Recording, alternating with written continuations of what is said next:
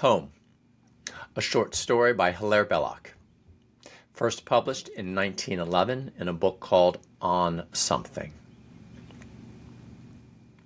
There's a river called the Eure, which runs between low hills, often wooded, with a flat meadow floor in between. It so runs for many miles.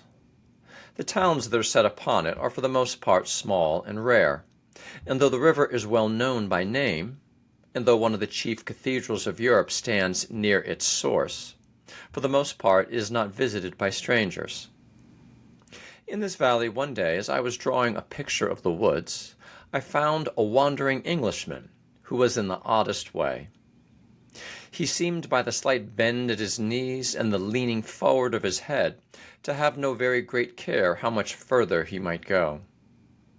He was in the clothes of an English tourist, which looked odd in such a place, as, for that matter, they do anywhere. He had upon his head a pork-pie hat, which was of the same color and texture as his clothes, a speckly brown. He carried a thick stick. He was a man over 50 years of age. His face was rather hollow and worn. His eyes were very simple and pale. He was bearded with a weak beard, and in his expression there appeared a constrained but kindly weariness. This was the man who came up to me as I was drawing my picture. I heard him scrambling in the undergrowth of the woods just behind me. He came out and walked to me across the few yards of meadow. The haying was over, so he did the grass no harm. He came and stood near me, irresolutely, looking vaguely up and across the valley towards the further woods, and then gently towards what I was drawing. When he had so stood still and so looked for a moment, he asked me in French the name of the great house whose roof showed above the more ordered trees beyond the river, where a park emerged from and mixed with the forest. I told him the name of the house, whereupon he shook his head and said that he had once more come to the wrong place. I asked him what he meant, and he told me, sitting down slowly and carefully upon the grass, this adventure. First, said he, "Are you always quite sure whether a thing is really there or not?" "I'm always quite sure," said I. "I'm always positive." He sighed and added, "Could you understand how a man might feel that things were really there when they were not?" "Only," said I, "in some very vivid dream, and even then I think a man knows pretty well inside his own mind that he is dreaming." I said that it seemed to me rather like the question of the cunning of lunatics. Most of them know at the bottom of their silly minds that they are correct, as you may see by the way they plot and pretend. "You are not very sympathetic with me," he said slowly, "but I will nevertheless tell you what I want to tell you, for it will relieve me and will explain to you why I have again come into this valley." "Why do you say again?" said I. "Because," he answered gently, "whenever my work gives me the opportunity, I do the same thing. I go up the valley of the Seine by train from Dieppe. I get out at the station at which I got out on that day, and I walk across these low hills, hoping that I may strike just the path and just the mood, but I never do." "What path and what mood?" said I. "I was telling you," he answered patiently, "only you were so brutal about reality." And then he sighed. He put his stick across his knees as he sat there on the grass. He held it with a hand on either side of his knees, and so sitting bunched up, began his tale once more. "It was 10 years ago, and I was extremely tired, for you must know that I am a government servant, and I find my work most wearisome. It was just this time of year that I took a week's holiday. I intended to take it in Paris, but I thought on my way, as the weather was so fine, that I would do something new, and I would walk a little way off the track. I had often wondered what country lay behind the low and steep hills on the right of the railway line. I had crossed the Channel by night," he continued, a little sorry for myself, to save the expense. It was dawn when I reached Rouen, And there I very well remember drinking some coffee, which I did not like, and eating some good bread, which I did. I changed carriages at Rouen because the express did not stop at any of the little stations beyond. I took a slower train, which came immediately behind it, and stopped at most of the stations. I took my ticket rather at random for a little station between Pont de l'Arche and Mantes. I got out at that little station, and it was still early, only midway through the morning. I was in an odd mixture of fatigue and exhilaration. I had not slept, and I would willingly have done so, but the freshness of the new day was upon me, and I have always had a very keen curiosity to see new sights and to know what lies behind the hills.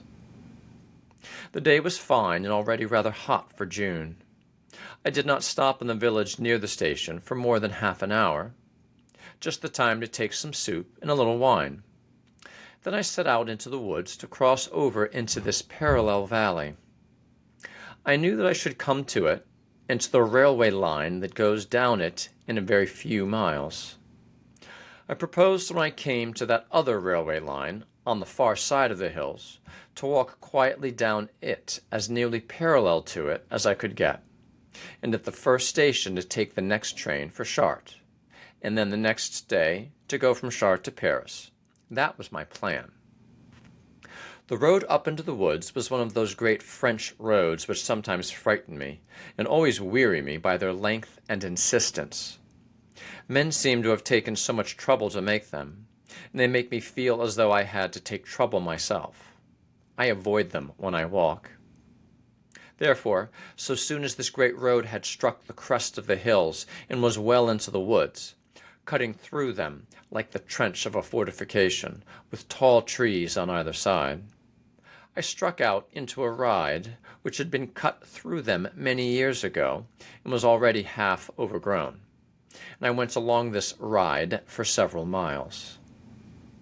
It did not matter to me how I went, since my design was so simple, and since any direction more or less westward would enable me to fulfill it. That is, to come down upon the valley of the Eure, and to find the single railway line which leads to Chartres.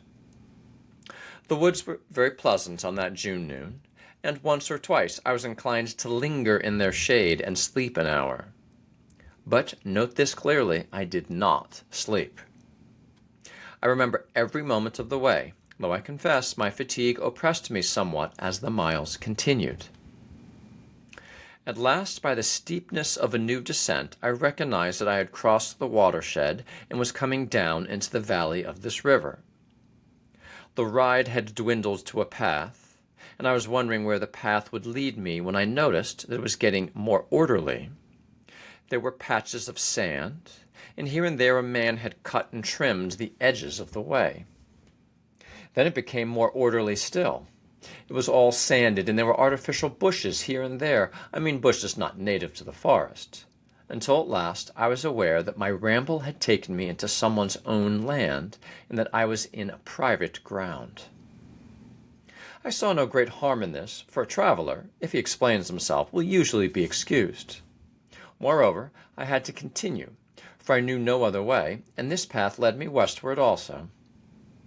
Only, whether because my trespassing worried me, or because I felt my own dishevelment more acutely, the lack of sleep and the strain upon me increased as I pursued those last 100 yards, until I came out suddenly from behind a screen of rose bushes, upon a large lawn, and at the end of it there was a French country house, with a moat round it, such as they often have, and a stone bridge over the moat. The chateau was simple and very grand. The mouldings upon it pleased me, and it was full of peace. Upon the further side of the lawn, so I could hear it but not see it, a fountain was playing into a basin. By the sound, it was one of those high French fountains which the people who built such houses as these 200 years ago delighted in. The plash of it was very soothing. But I was so tired and drooping that at one moment it sounded much further than at the next. There was an iron bench at the end of the screen of roses, and hardly knowing what I did, for it was not the right thing to do in another person's place, I sat down on this bench, taking pleasure in the sight of the moat and the house with its noble roof, and the noise of the fountain. I think I should have gone to sleep there and at that moment, for I felt upon me worse than ever the strain of that long hot morning and that long night journey, had not a very curious thing happened. Here the man looked up at me oddly, as though to see whether I disbelieved him or not. But I did not disbelieve him. I was not even very much interested, for I was trying to make the trees to look different, one from the other, which is an extremely difficult thing. I had not succeeded, and I was niggling away. He continued with more assurance. The thing that happened was this. A young girl came out of the house, dressed in white, with a blue scarf over her head, and crossed round her neck. I knew her face as well as possible. It was a face I had known all my youth and early manhood, but for the life of me I could not remember her name. When one is very tired, I said, that does happen to one. A name one knows as well as one's own escapes one. It is especially the effect of lack of sleep.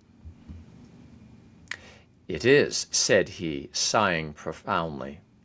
But the oddness of my feeling it is impossible to describe. For there I was, meeting the oldest and perhaps the dearest and certainly the most familiar of my friends, whom, he added, hesitating a moment, I had not seen for many years. It was a very great pleasure. It was a sort of comfort and an ending. I forgot, the moment I saw her, why I had come over the hills, and all about how I meant to get to Chartres. And now I must tell you, added the man a little awkwardly, that my name is Peter. No doubt, said I gravely, for I could not see why he should not bear that name.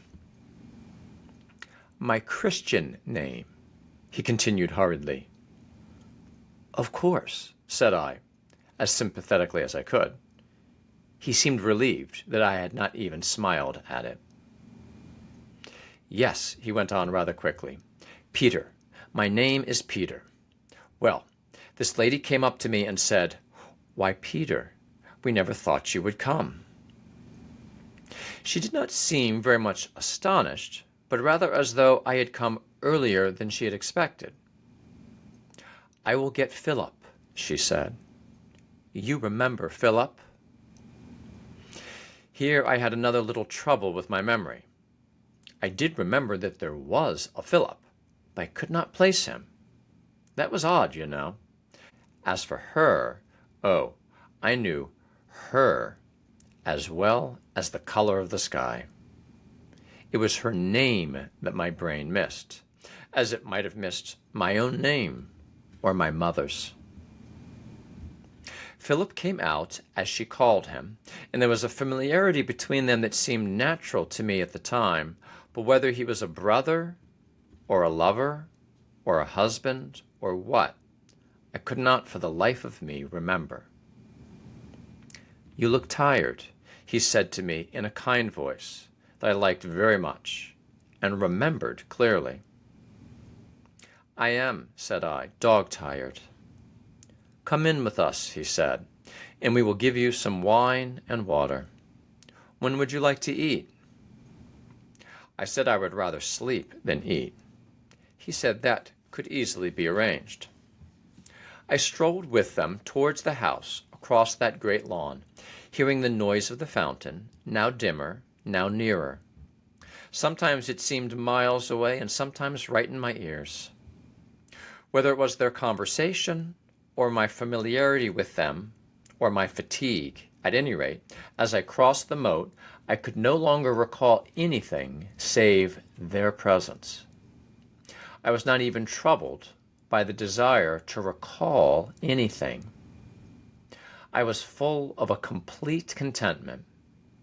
And this surging up of familiar things, this surging up of it in a foreign place, without excuse or possible connection or any explanation whatsoever, seemed to me as natural as breathing.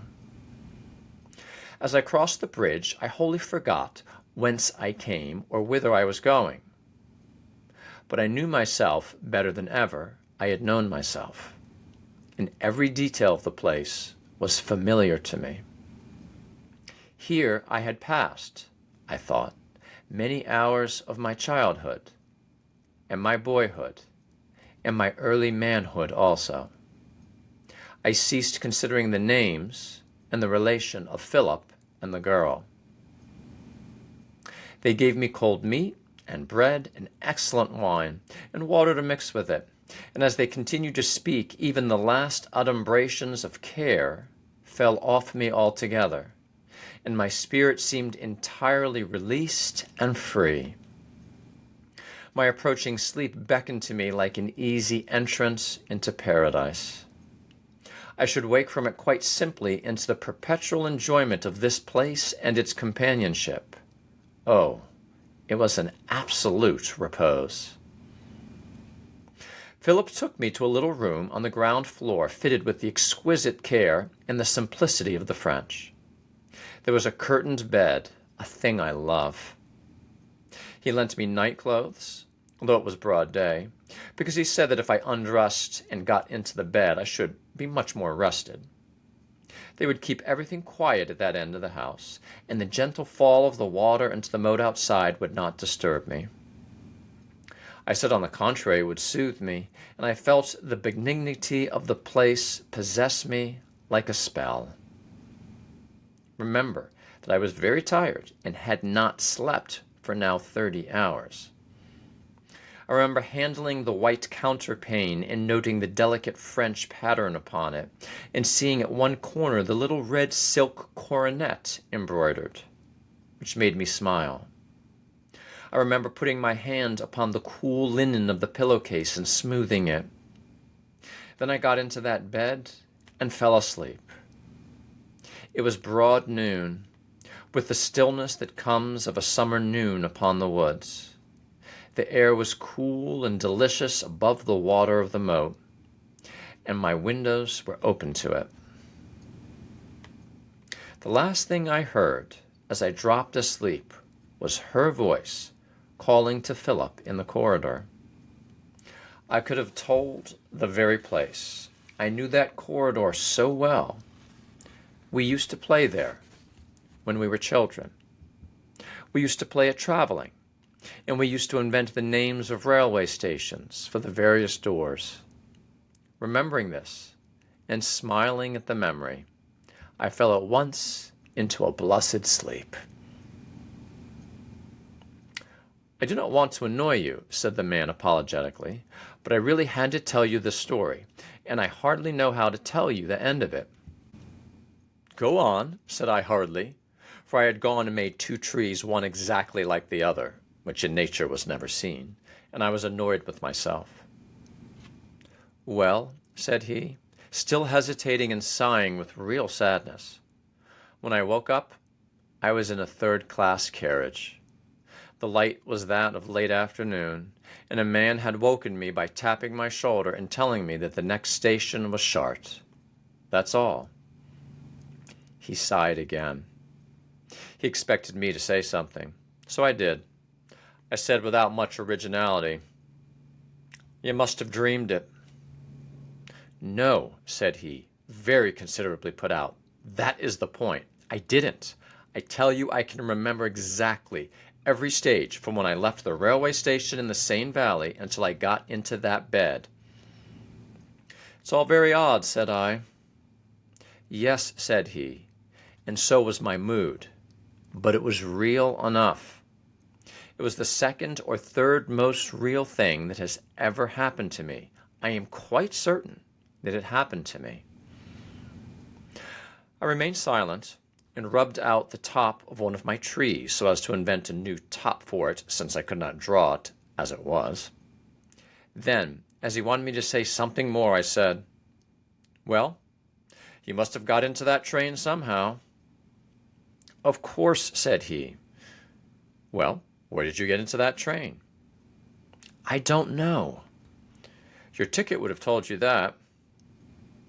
I think I must have given it up to the man, he answered doubtfully, the guard who told me that the next station was Chartres. Well, it's all very mysterious, I said.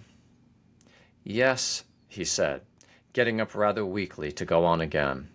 It is. And he sighed again. I come here every year. I hope, he added a little wistfully, I hope, you see, that it may happen to me again. But it never does. It will at last, said I to comfort him. And will you believe it? That simple sentence made him in a moment radiantly happy. His face beamed, and he positively thanked me warmly. You speak like one inspired, he said. I confess I did not feel like it at all. I shall go much lighter on my way after that sentence of yours.